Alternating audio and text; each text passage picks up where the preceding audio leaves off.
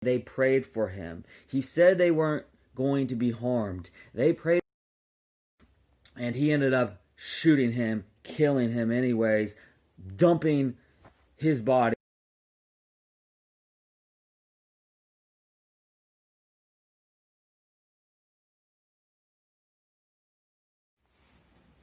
There's been a lot of disturbing murders lately that have been very tempting to write about.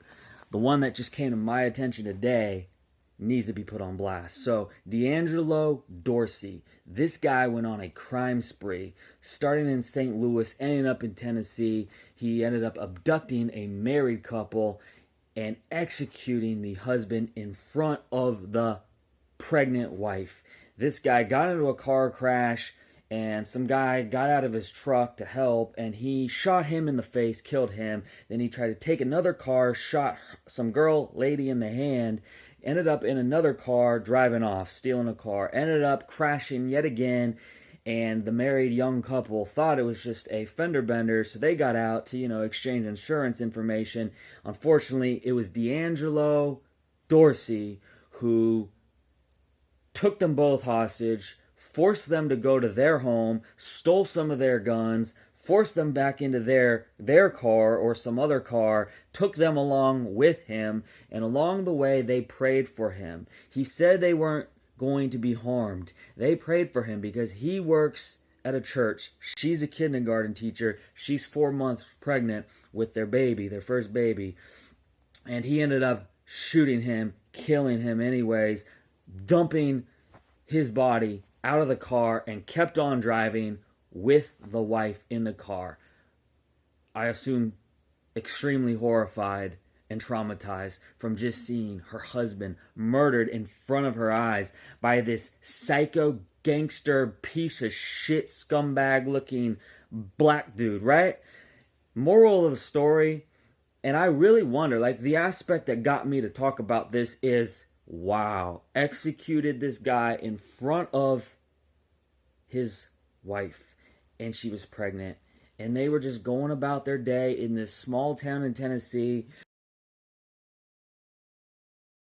and then this Lil Wayne look-alike, like these people, this is a character, right? Who would trust this kind of person? Who is telling me? Are you lying to yourself that you don't racially profile? Are you gonna really be in denial that police aren't smart when they racially profile, when they come up on a situation, and this is the dude, this is the kind of look that they got to encounter? Racially profiling makes sense. If you get into a car crash with some dude that looks like this, do not get out of your car. Keep on driving, and if they want to follow you, then you go to a police station, and then you can exchange info there. Because how are you going to trust that this guy isn't going to shoot you in the face too? If you've got teeth full of gold, long ass dreadlocks, gangster ass look every which way, I don't need to describe all the ways, you look like a bad dude. And sure enough, he has a long ass rap sheet out of St. Louis. So if the police had been into a situation with this dude, of course he would have been resisting arrest. Of course he would have been trying to kill the cops. And cops would have got this guy. Big ass brutality situation would have ensued, maybe a death, and this Dangelo Dorsey would be the latest guy after George Floyd and Jacob Blake to be on MSNBC and CNN and millions protesting and rioting for Dangelo Dorsey. But instead, because it wasn't the police that he rammed from behind, it was this young married couple, Jordan Stevens and Aileen Stevens. And Jordan Stevens was executed, and Aileen Stevens is now recuperating in the hospital. Who knows if she was raped or not after he killed her husband and dumped the body, and then they kept on driving. But they ended up crashing, and he didn't execute her, or maybe he was almost paralyzed or something, so he could only muster a gunshot to the head and kill himself, and she was able to escape the vehicle because she survived amazingly, and the baby is going to survive too. But that's a miracle. He was obviously trying to go wherever he was going to go and probably keep her hostage and keep raping her and eventually kill her too. And who knows if he ended up raping her or not. But wow, just a shocking story. And there are so many stories of black guys that look like this. Not Lil Wayne touch to it, but black people that look like this that are brutalizing white people. And BLM wants to say Black Lives Matter. What about white lives? Mass media doesn't want to cover any story of a white person being victimized, brutalized. This is one of the most disgusting stories I've heard, and that's why it's a video. We got to pick and choose carefully because there's just too many of them. There are so many more white people being horribly killed by police or by blacks than blacks are being killed by whites or by police, which makes sense to some level because there are 60% whites in this country, right? 250 million or 250 million white people, and only like 13% of this population is blacks. You know, I don't know what that comes out to, 20% or 20 million or 30 million blacks in this country. So, but yeah, this is a story you're just not going to see on the news.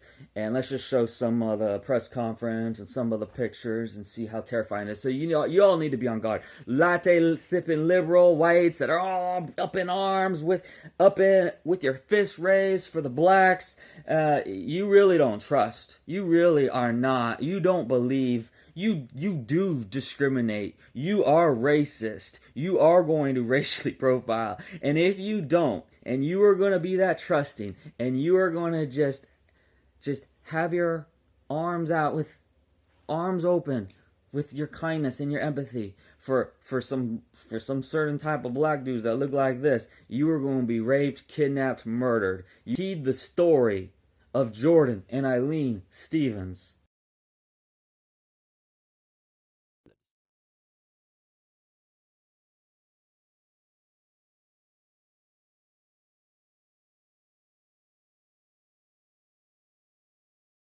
It started this morning at approximately 9:30 a.m. Central Time, when a subject identified as Dangelo Dorsey, date of birth 2/2/91, opened fire inside of a vehicle traveling westbound on Interstate 24 near Beech Grove in Coffee County.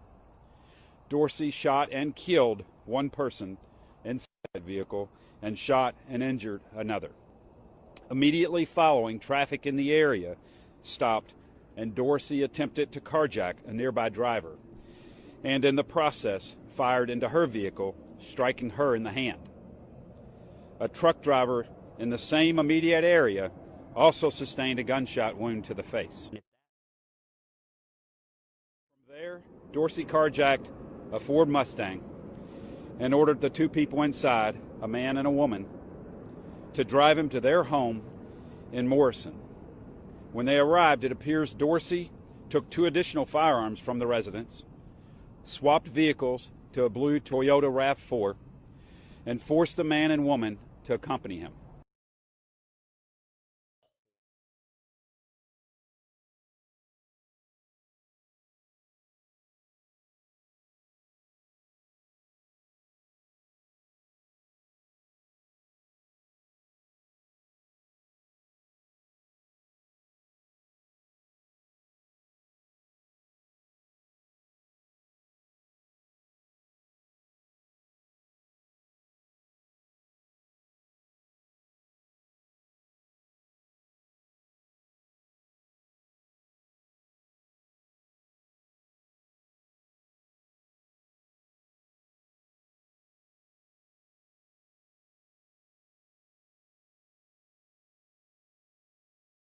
The situation escalated in the coming hours.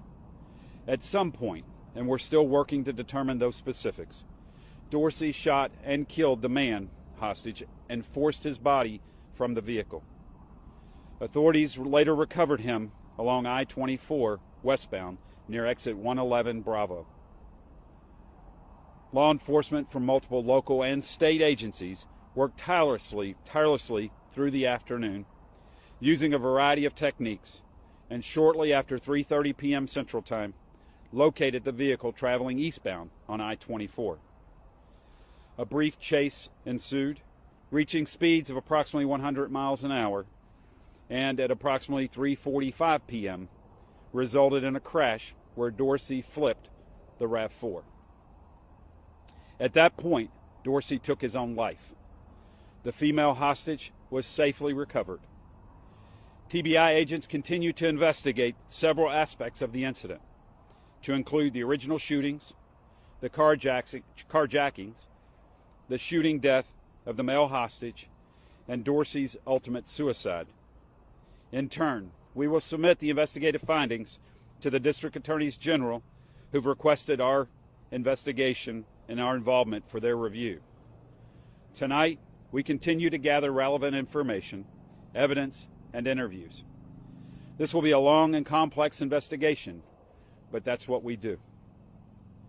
Our team will continue to work with our partners to determine as best we can the facts of the events, and to that end, if anyone in the public has information, pictures, video, or details that might help our case, we would appreciate a call.